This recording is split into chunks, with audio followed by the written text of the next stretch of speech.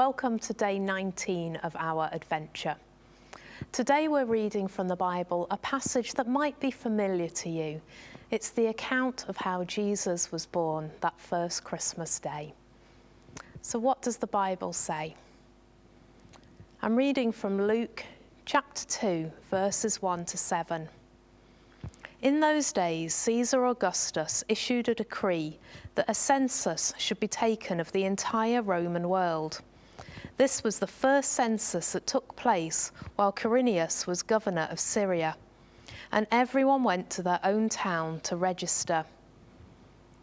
So Joseph also went up from the town of Nazareth in Galilee to Judea, to Bethlehem, the town of David, because he belonged to the house and line of David.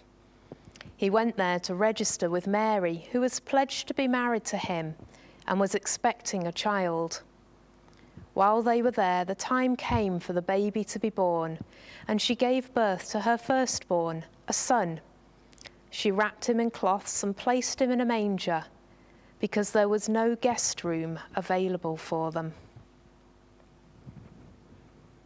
So let's think about that passage together now as we reflect.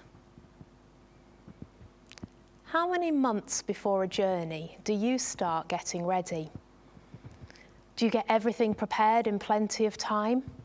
Or do you rush around at the last minute? And what about getting ready for Christmas? How long have you taken in the planning? Have you been organised for weeks in advance? Or have you not got anything at all ready yet and you're going to have a rush to get it all done in time? Well, God has had centuries to get ready for this moment. And everything is coming together. We see all those prophecies being fulfilled. But did God forget something? Well, as we'll see tomorrow, the angels turned up on time. But was there something missing from God's plan? There was nowhere for baby Jesus to be born, nowhere for his son to be laid. He ended up being born in a manger, an animal's feeding trough. Is that where you would expect the King of Kings to be born? The mighty God, our wonderful counselor, our Prince of Peace? Well, it might look like God had forgotten to prepare a place for his son, but actually it was all part of God's amazing plan. Jesus was born into a poor family, in a small town.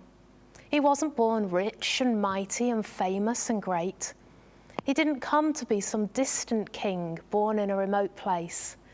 Jesus came to be one of us, to know life as an ordinary human being, to know what it's like to be you and me. So let's respond to that today. This Christmas, will you make room for Jesus? It's a simple question, but with everything else crowding in on our Christmas, presents, food, family visits, decorations, activities, more food, falling asleep in front of the TV, will we remember to make time for Jesus? There was no room for Jesus to be born. The lodgings weren't available. Will you be available for Jesus this Christmas? Don't get so wrapped up in Christmas that you forget to unwrap the greatest gift of all. Take time today to spend it with Jesus.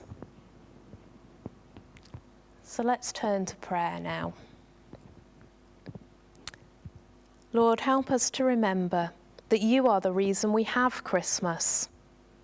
May we remember your coming, celebrate your incredible gift of life to us, and put you right at the heart of our Christmas celebrations.